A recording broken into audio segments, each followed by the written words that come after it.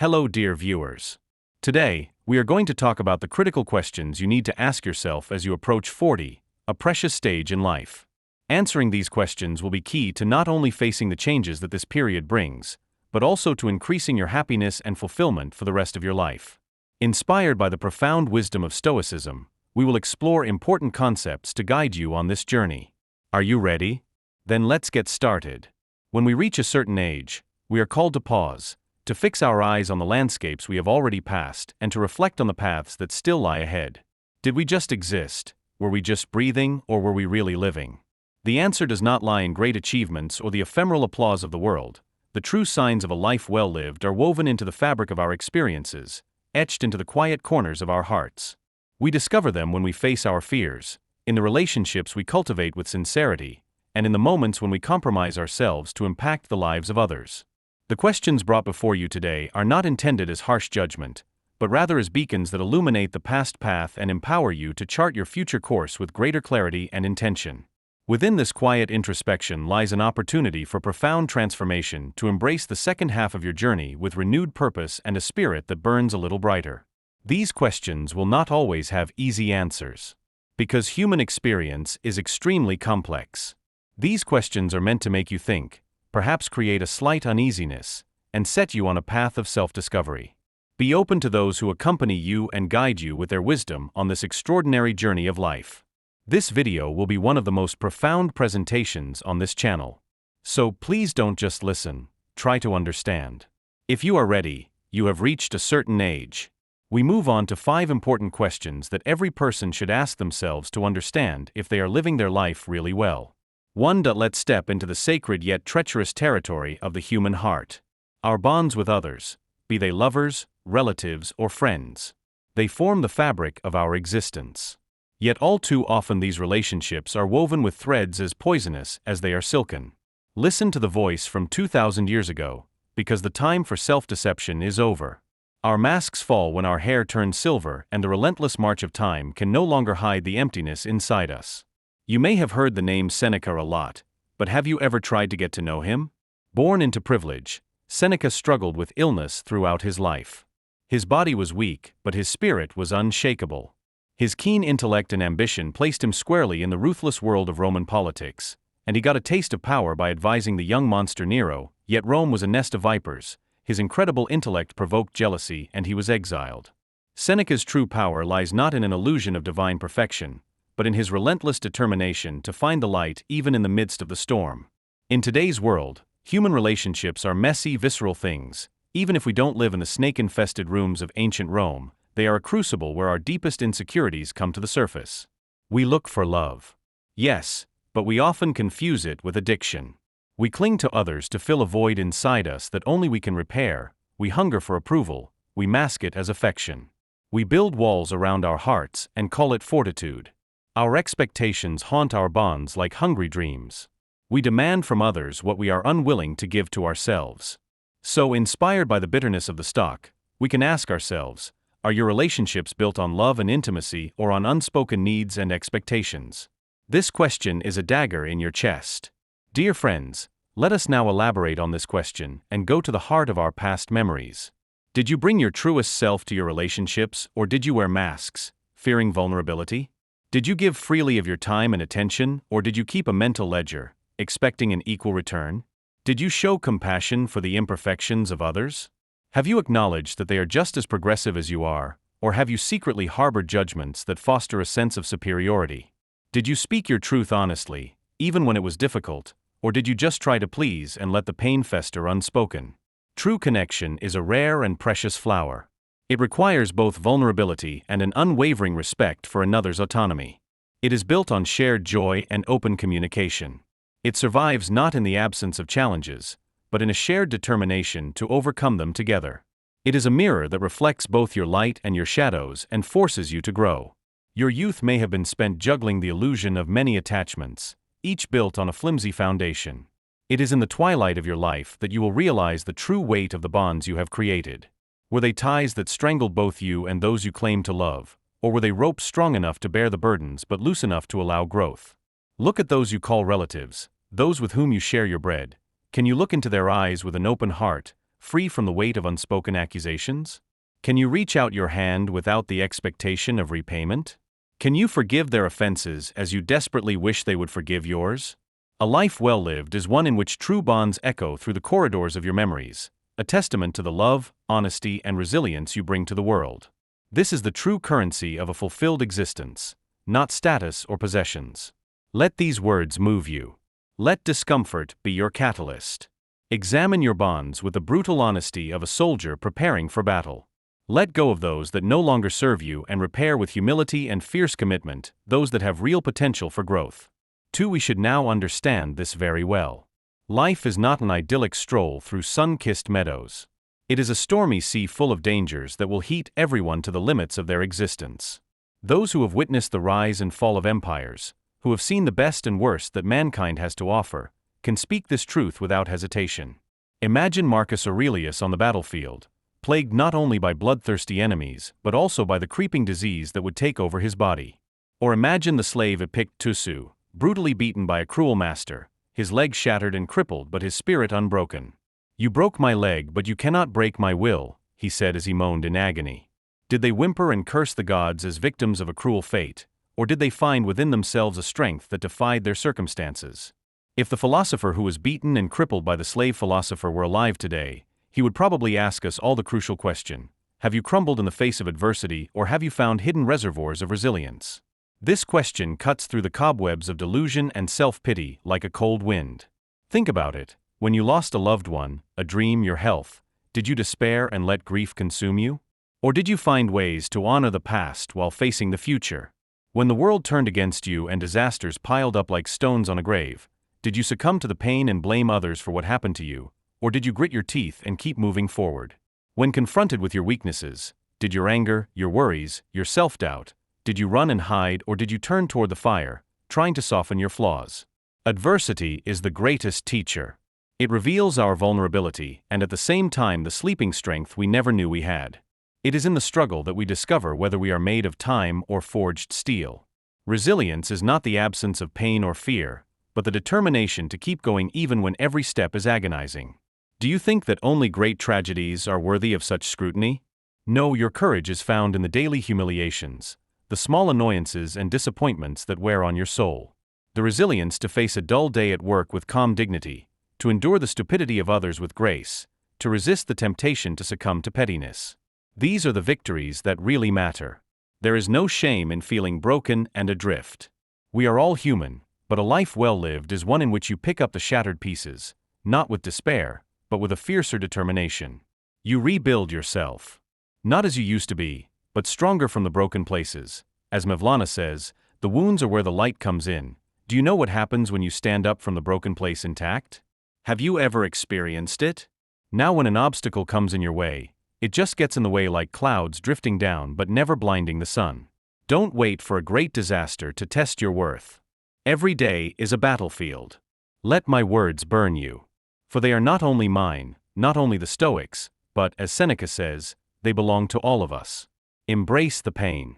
The next time difficulty knocks on your door, and it will surely knock, you will meet it not with a whimper, but with the grim determination of someone who has weathered countless storms.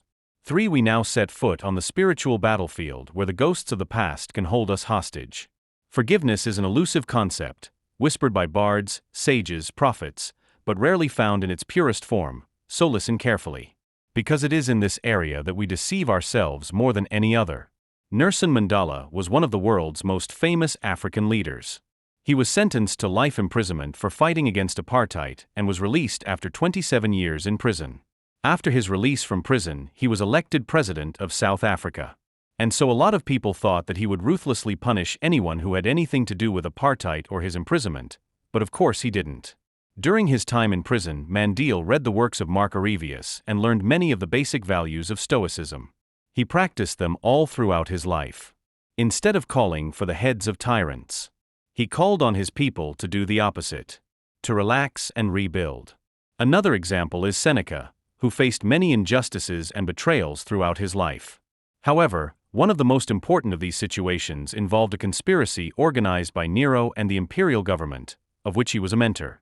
Nero threatened Seneca with death and exiled him from the Roman Empire, only to tragically condemn Seneca to death years later. Seneca did not die so easily. Moreover, his wife had chosen to die with him. They stood side by side and, with equal strokes, had the veins in his arms opened with a knife. Seneca's blood flowed very slowly because of his illness and malnutrition. So he also had the veins in the calves of his legs opened. He endured all this pain and endured that his wife would be discouraged by his suffering. Ilmaz advised his wife to go into the next room, fearing that she would see his weak behavior because of the pain. Seneca did not die again. He asked for poison from a physician he had befriended for many years. He drank the poison that people sentenced to death drink, but he did not die. His organs were like ice. Even the poison was futile. Finally, he was taken to a hot bath. He choked to death on the steam. Despite his tragic fate, Seneca forgave Nero and even those who collaborated with him. This reflects not only his personal greatness, but also the power of the deep teachings of Stoic philosophy on mercy, forgiveness, and inner peace. Even though he knew he had very little life left, he still chose to forgive. Why? Because he understood the true burden of carrying the poisons of the past. Whether for a day or 100 years. Seneca never polluted his soul with hatred and enmity. So now Seneca asks us, have you truly forgiven others and most importantly yourself? Let this question resonate in you relentlessly like a drumbeat. Examine the rest of the questions in this way. It harbors old hurts. Do you nurture the grudges of yesteryear and allow them to taint your present with bitterness? Does anger at perceived injustices turn inward? Do you blame the world for your misfortunes? Do you feel shame and guilt for past mistakes? He repeats them obsessively. Do you punish yourself long after any reparation can be made? Understand that forgiveness is not forgiving the one who has made a mistake or committed a crime against you. Nor is it condoning harmful actions or pretending they never happened. True forgiveness is a radical act of self-protection. It is choosing to loosen the chains that bind you to the past, that bind you to pain. Because every hatred you carry inside you is crushing and destructive, like loading your soul with huge boulders that won't budge. That is why they forgave. For themselves, to protect their souls from those crushing burdens. Resentment against another is like drinking poison and hoping that your enemy will die. It gnaws you from the inside. It is a relentless parasite that saps your vitality. Forgiveness, as difficult and counterintuitive as it is, allows you to free yourself from this self-inflicted torment. But the hardest thing is the forgiveness we often withhold from ourselves. You are not your mistakes, yet how easily you flog yourself for them. It is human nature to make mistakes. You grow not by endless self-blame, but by accepting your flaws and choosing a different way forward. The road to forgiveness is paved with sweat and tears. It means facing your pain and anger with brutal honesty, not with fancy words. It may mean understanding the wounds of those who have wronged you. Not to justify them, but to loosen their hold on your soul, and above all to show yourself the same compassion you would show a dear friend. A truly well-lived life is one in which you carry your past burdens lightly. They have shaped you. Yes, but they do not define you. Each sunrise offers the chance to let go of a little more of that weight, to choose freedom instead of a prison of your own making. There is no shame in struggling to forgive, for it is a path walked by the most exalted souls. But there is also no glory in remaining your own jailer. Let the words of the wise pierce your defenses. Let discomfort be your teacher. The greatest victory you can achieve is the victory over your own wounded heart. The Four Worlds Market is a maddening bazaar full of merchants selling illusions. They seduce you with trinkets of pleasure, trappings of power, false idols of fame. This, they hiss, with their serpentine voices, will bring you fulfillment, and so you give chase. You chase after the phantom called success as society wrongly defines it. Bigger houses, titles, temporary pleasures that disappear like smoke. You chain yourself to jealousy, comparing your share with others. You are forever dissatisfied. Chasing after youth, fighting a lost battle against time. You sacrifice peace for the illusion of eternal beauty, and all the while your soul withers like a neglected garden. Remember Marcus Aurelius, the ruler of the known world, a man who could have every conceivable worldly pleasure, a man who could do anything, a man with the power to tear apart any country with a single order. And yet he found solace in his own thoughts. His power was but dust and his wealth an empty echo. Did he indulge like a mindless beast when tempted by the lure of the flesh, or did he retreat to the fortress of his mind, finding in his composure a strength that no army could match? Have you too chased after fleeting desires or sought the treasures of the soul? Think about it. Have you spent your time pursuing only momentary pleasures, creating an inner sense of emptiness? Have you filled your life with possessions and neglected to cultivate wisdom? Have you craved external approval, forgetting that true value lies in character, not in the fleeting opinions of the crowd? The treasures of the soul cannot be bought and sold. They are not found in the frenzy of acquisition, but in the quiet spaces within. Virtue is your unshakable compass that guides you to justice measured, courage, and wisdom. Tranquility is your peace of mind, unshaken by variable fortune praise or blame. Duty is fulfilling your responsibility to yourself, your loved ones, and the wider human community. Wisdom is the faculty that guides you, enabling you to distinguish between what is in your control and what is not, and to act with purpose in the midst of chaos. To pursue yesterday's desires is to build a palace on shifting sands. The slightest storm will ruin it. To cultivate the treasures of your soul is to build a fortress impervious to the whims of fate. This alone is the sign of a life well lived. Let the gaudy trappings of the world fall away. Let the siren voices of shallow pleasures be silenced. Turn inward and adopt the rigorous disciplines of mind and soul. Only then will you find what endures beyond the grave, beyond the fading echoes of worldly ambitions. 5. Our final question, friends, is the hardest question from which all others are born. For the shadow of our own mortality hangs over every choice, every breath. Ignore it and your life is like dancing wildly on the edge of a volcano. Embrace it and it becomes a torch that lights your way. So listen well. The world's most famous philosophers, like Marcus Aurelius Seneca and Epictetus, were not born with wisdom. They plucked it from the grip of their darkest fears. So they ask us, have you made peace with your own mortality? Let this question penetrate not your heart but the very marrow of your being. Have you lived, or are you living, your days in denial, pushing the thought of death into the distant future, into the problem of another time? Have you allowed the specter of your death to poison the present moment, terrified at the prospect of non-existence?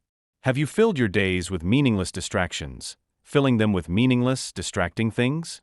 Have you chased one pleasure after another, desperately trying to escape the inevitable? Nothing happens to man that is not in man's nature. Nothing happens to the ox that is not in the nature of the ox. Nothing happens to the vine or the stone that is not in its own prayers.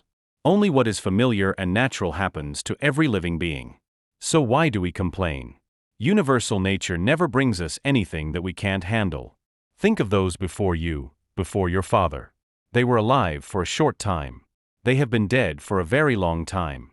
Death is a great equalizer. It cares nothing for your status, your possessions, your fiercely held plans. Yet many live as if they are immortal. They waste precious hours in petty squabbles and accumulation of things that ultimately mean nothing. It is a harsh saying, but it is also a true one. How one spends one's life will be revealed when one dies.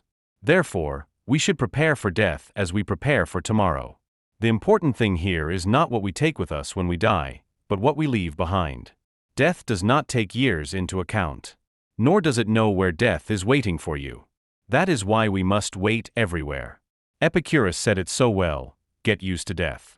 To make peace with mortality is not to welcome it with open arms, but to accept it as an integral part of the fabric of existence. It is to realize that your time is limited, a gift of unknown duration. With this realization comes a profound shift in your perspective. Suddenly the petty complaints that consume you disappear. Suddenly a shallow search for approval seems absurd. Suddenly it's not for more, but for better. You yearn, every sunrise, every smile, every heartbeat takes on a bittersweet beauty. Have you lived each day with both urgency and peace? Urgency is important because with pain and cowardice you can leave this world without singing your true song. You can pass away without realizing yourself. You don't have a second to lose for that, but it is also very important to be at peace.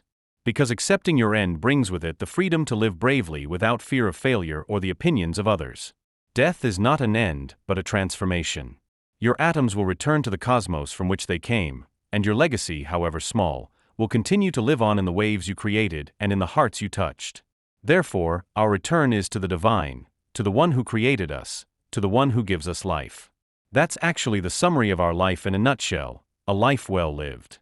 It is a life where you face your end without regret, knowing that you have reached your fullest possible self in the time you were given. I hope the weight of this video was enough to shake you out of your complacency. Don't wait for a fatal diagnosis or a catastrophe to wake you up. Choose to live today as someone who understands that this breath may be your last. Allow this information to light a fire within you. Feel a fierce determination to squeeze every drop of meaning and love out of your remaining time. This alone is the true victory over this death. Now I am addressing not only all of you at once, but each one of you individually. The world needs your light. It needs those who dare to be different, who live according to the dictates of their highest selves and not according to the expectations of the crowd. It needs those who face their demons, who wield compassion like a sword, who find a miracle in the fading light of the day. Do not leave here as you came. Let these questions spark a revolution within you. Let them enter your dreams and shape your waking hours. Live in such a way that when you face these questions on your deathbed, you can answer with a resounding yes. Be able to say that you have lived a very good life, and even if it causes you to shed tears, let these tears be tears of a life lived fiercely. Tears forged in the fire of a life lived with violence. So move forward, not with the arrogance of the ego, but with the quiet, stubborn strength of an awakened soul. Appreciate today and the next and the next. Be kind, be courageous. Face your shadows, follow what fires your heart, forgive others, but most importantly forgive yourself. As Sun said in the epic, it's not what happens to you that matters, it's how you react to the 10. And finally, as Mary Oliver says in her poem Summer Day, tell me what you plan to do with your one wild and precious life. Thank you for watching.